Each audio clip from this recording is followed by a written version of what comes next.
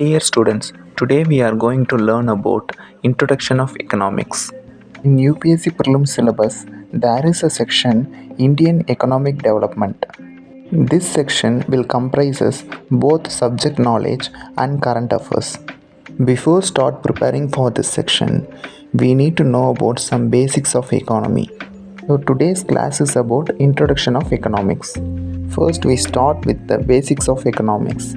The term economics comes from the Greek word oikonomia, mean management of a household, which means economics roots start from a micro level, like household. Initially, it's just a household management, but gradually, day by day, it starts getting bigger. The term economic process refers to those activities through which goods and services aimed at satisfying human needs are produced, distributed, and used.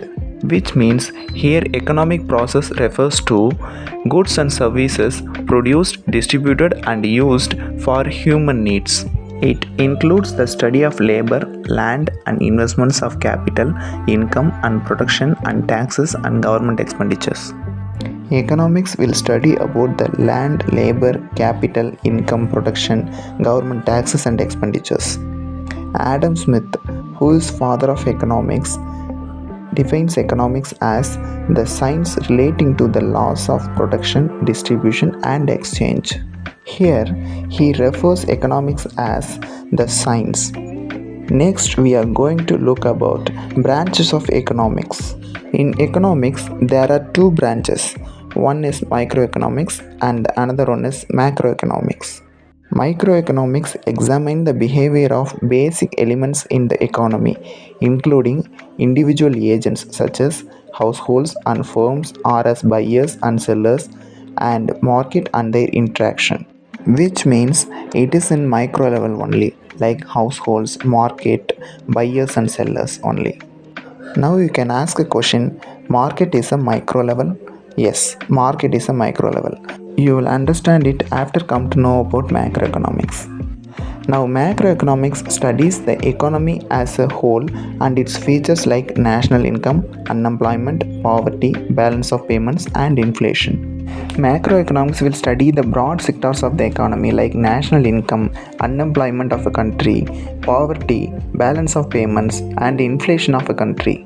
And it deals with formulation of models explaining relationship between factors such as consumption, inflation, savings, investment, national income and finance. Which means macroeconomics will formulate a model to understand the relationship between the factors such as consumption, inflation, savings, investment, national income and finance. Now we are going to learn about economy. Economy represents production, distribution or trade and consumption of goods and services in a given geographical area by different agents which can be individual, businesses, organizations or governments. Look at this point carefully.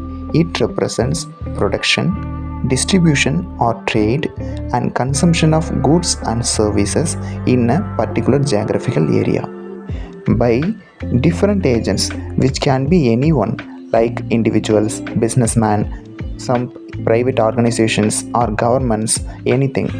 Now second point, the study of economy of any country helps us to find out the financial condition of the population as well as the different working sectors of the economy. Which means the study of economy helps us to know about the financial conditions of the people. Now third point, the modern economy is a complex machine. Its job is to allocate limited resources and distribute output among a large number of agents, mainly individuals, firms and governments, allowing for the possibility that each agent's action can directly affect other agents' action. Which means its job is to allocate limited resources and distribute these resources and output among the large number of agents, mainly individuals, firms and governments, and it allows that each agent's action can directly or indirectly affect the other's actions. Next, we are going to learn about open economy. Open economy refers to a market economy which is generally free from trade barriers and where exports and imports from a large percentage of the GDP. Which means in open economy, exports and imports will contribute more in GDP compared to the others. Now look at the second point. No economy is totally open or closed in terms of trade restriction, and all governments have varying degree of control over movements of capital and labor, which means there is no completely open or closed economy. There is some degree of control to maintain the movements of capital and labor. Then, degree of openness of an economy determines a government's freedom to pursue economic policies of its choice and the susceptibility of the country to the international economic cycles, which means degree of openness will determines a government's freedom to pursue economic policies. Next, we are going to know about closed economy, an economy in which no activity is conducted with outside economies, which means all economic activities will be conducted within the country or within the particular boundaries. A closed economy is self sufficient, meaning that no imports are brought in and no exports are sent out. It simply means there is no imports and exports in this closed economy. The goal of such economy is to provide consumers with everything that they need from within the economy's borders, which means whatever the need of the consumer that will be produced and distributed within the economy's border. The degree of openness of an economy is decided by their respective governments by using policies control like tariffs, imports and export quotas, and exchange rate limits, which means only government has the power to decide the degree of openness of the economy in economy's border. Next, we are going to learn about broad sectors of Indian economy. Totally, there are three sectors: primary sector, secondary sector, and tertiary sector.